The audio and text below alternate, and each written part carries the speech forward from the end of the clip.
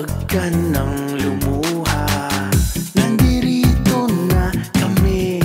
Ayusin natin ang problema. Kayang-kaya mo, kayang-kaya mo, kayang-kaya mo yan. Kayang-kaya mo, kayang-kaya mo, laban lang. Kayang-kaya mo yan. Kayang-kaya mo, kayang-kaya mo, kayang-kaya mo yan. Kayang-kaya mo, kayang-kaya mo, laban lang. Kayang-kaya mo yan. Pasko na. Welcome back sa inyong paboritong programa tuwing Sabado ng hapon ng KMS at DZRH. Paring Emer, Paskong Pasko ang either Pasko yan o DLSU yung sombrero mong yan. Pareho, masaya ang Pasko, magandang hapon, Chairman Mickey. Welcome back. At siyempre, Nakapila ka ba sa... green and red green and maroon na maglalaban. Nakapila ka ba sa Araneta Coliseum Oo, kanina? talaga. Siyempre, naghahanap tayo ng mga, siyempre, alam mo naman, daming kaibigan naghahanap. Alam nyo, ito, mainit lahat nakatutok sa final game ng UAAP Finals bukas. Yes. Sa gitna ng DLSU Green Archers at UP Maroons. Ha? Marami ngayon ng galit-galit. Marami ngayon nagkakantsawan. Marami ngayon hindi na nag-uusap. Hanggang matapos ang game bukas alas 8. Ngayon, kagaya ng 2023, ang game 1, pinanalo ng UP, tinambakan tayo. This year, tinalo tayo ng 8. Ang game 2 noong Miyerkules, nalusutan. Dahil yung dalawang 3-point shot ni KQ, assist kay Michael Phillips, last minute wala nang score puro miss na. Puro miss na, 4 kay Lopez at 2 kay Kiambao, 2 kay Michael Phillips, di ba? So, ganun ang larong basketball.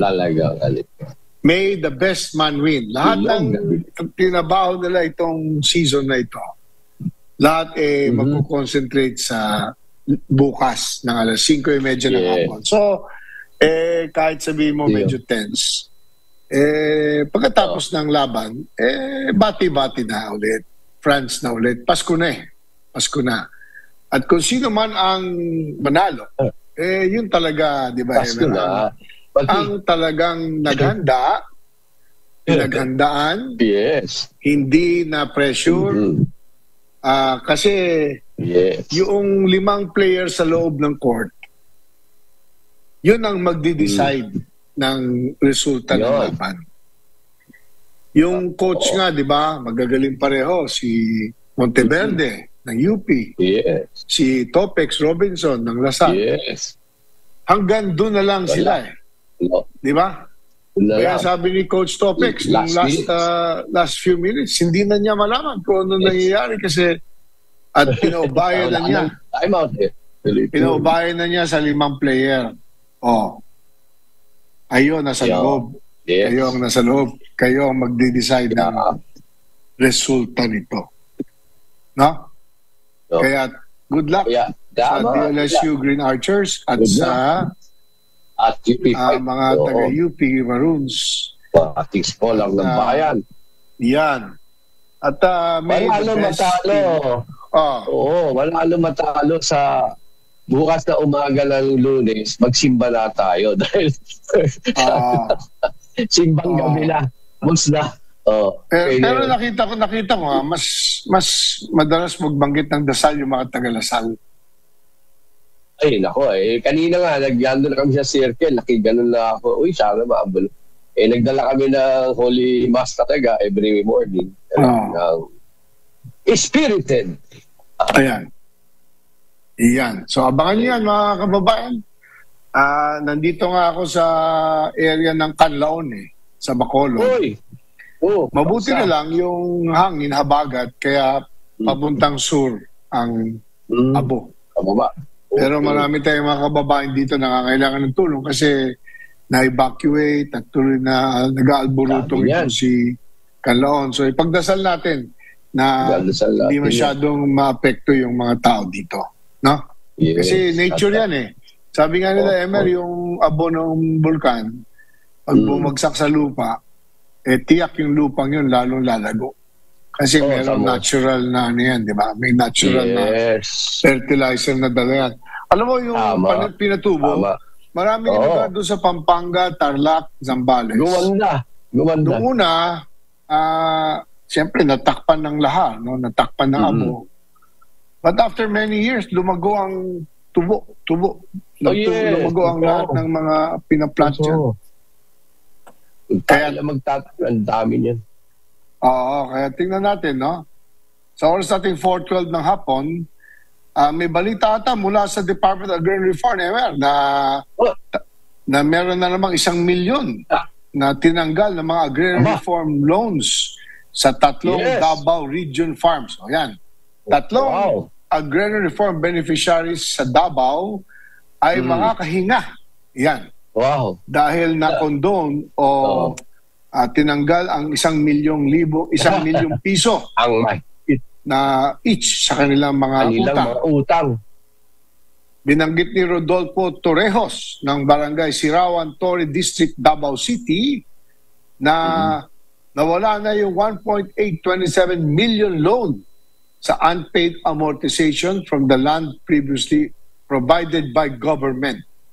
Ito naman si Edgardo Romaguera ng Malalag, Davao del Sur, 1.5 million.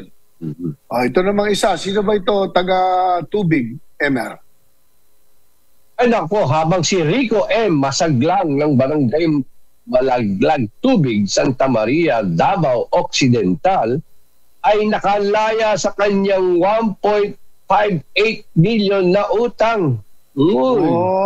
Nako, nagresulta ang pagpapatawad ng mga utang ng DAR kasama si Senator Amy Solution Marcos. Ay nanguna sa pamamahagi ng 2,500 Certificate of Condonation with Release of Mortgage o tinatawag na COCROM sa 2,200 ARBs mula sa Davao City, Davao del Sur, Davao Occidental na nag-alis sa kanila ng kolektibong pautang na nagkakahalaga ng 150 million na sumasaklaw sa 2,800 hektarya.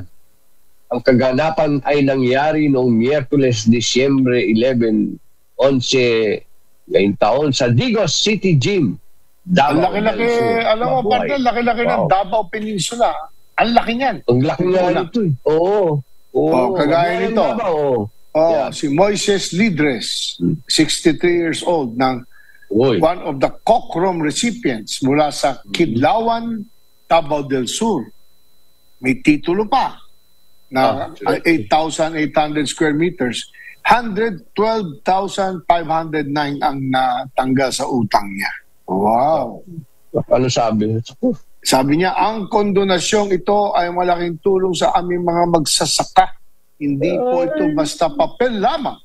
Ito ay simbolo ng pag-asa at susi tungo sa magandang kinabukasan. Tsaka maganda binibigyan ng titulo, di ba? Inayag ni Senator Amy Marcos na ang gratitude niya sa mga COCROMs na finally na-release sa mga ARBs. Kwento mo kami, Emer. Kailan pa ba nag-umpisa ito? Sabi ni Senator, nagsimula ito noong 1972. So, 54 years na po ito na nila inaantay. At sa wakas, ayan, yung pangako ay naibigay na kasi sa kasamaang palad, matapos yung termino ng tatay ko, hindi na masyadong itinuloy yung pamimigay ng titulo. Samantalang yung mga magsasaka, talagang umaasa rito, sabi ni Senator Solution. Mula sa kabuuang 2,500 COCROMs, namahagi ang daan ng 443 COCROMs sa Davao City. Davao. Na sumasaklaw sa 347 hektara sa 391 ARBs na nagpapatawad sa 3 milyon na utang. Sa Davao del Sur naman, Ayan, 1,144 ang na-issue. Ang laki nito ay 1,300 plus na hektarya at mahigit 1,000 ARB. Ang natanggal na utang, 72,659,000 pesos. Sa Davao Occidental, 914 cockroms ang na-issue sa mahigit 1,000,000 hektarya sa mahigit 700 ARBs or Agrarian Reform Beneficiaries. Ang nakondo na utang ay 7 million. 57 million. Congratulations. Congratulations. Maligayang Pasko. Maligayang Pasko, mga Dar. Congratulations, Secretary Conrad Estrella III. At aming pinost po yung Christmas greetings. Andyan po sa Facebook page ng Kaya Mo Yan sa DCRH. So, sa 40:18 ng hapon. Congratulations, Secretary Conrad Estrella III at buong pamilya ng DAR. At maraming salamat sa gobyerno sa pagbaliwala ng malaking utang sa maraming lugar sa Pilipinas. Yan. Thank you. Ito naman. Batiin natin. Bingo for a cause. Teka, bago kong bingo, batiin muna natin si grand winner na Miss Tourism International 2024 na naganap dyan sa Bangkok. Ang pangalan niya ay ML Liana Barredo. Congratulations! Pang-artista, ang galing sumagot. Alam mo, marami tayong mga listeners, televiewers. Sabi niya, parang may magaganda at magagandang balita dyan sa programa. Alam mo na. Alam mo na. Butya talaga kami. Pilipinas. At saka kami sunod-sunuran lang kay Miss Cory Quirino. Ay, by the way, nasa aeroplano pala si partner Cory kaya hindi makasama. Diba? Pero itutuloy namin ni partner Emer yung kanyang happy health, di ba pa? May balita ka mula sa Pagcor bago tayo mag-break. Go ahead, Emer. Yes, bingo for a cause. Pinaiigting ng Pagcor. Philippine Amusement and Gaming Corporation, ang bingo for a cause upang makalikom ng mas malaking pondo ang mga grupo at pamahalaang lokal na balak magsagawa ng fundraising activities. Iyon. Ayon kay Pagcor Bingo Department AVP Maria Teresa Ocampo, inaprubahan kamakailan na ahensya ang ilang bagong pakete para sa community bingo program nito. Sa ilalim ng bagong programa, maaaring kumita ang isang organisasyon ng hanggang 50% ng gross ticket sales sa kabilang bingo events na may pahintulot ng Pagcor. Maaaring magbenta ng ticket mula 100, 200, 300 hanggang 1,000 piso ang mga magpapalaro depende sa pakete ng Pagcor. Yun. Ayon kay Ocampo, ang bingo for a cause ay magandang pagkakataon para sa mga komunidad at samahan na maglibang ng naayon sa batas habang nag-aambag sa makabuluhang mga gawain. Para sa karagdagang informasyon tungkol sa community bingo program, tumawag lamang kay Josie Donna sa 0917-843-0970 o kay Louie Cabanyero sa 0927-320-6211. Yo, bingo for a cause. Okay, magbe-break muna kami. Sa oras natin 4:21 na hapon, kami po ay magbabalik. Happy, healthy, di ba pa? Huwag kayong alis, standby po. Yes.